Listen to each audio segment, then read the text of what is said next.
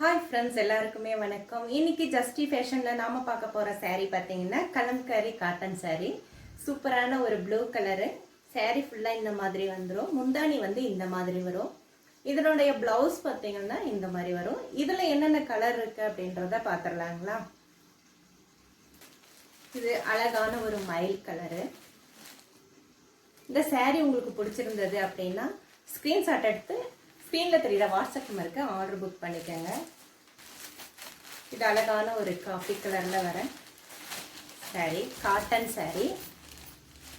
இதனுடைய ப்ரைஸ் 550 ரூபாய்.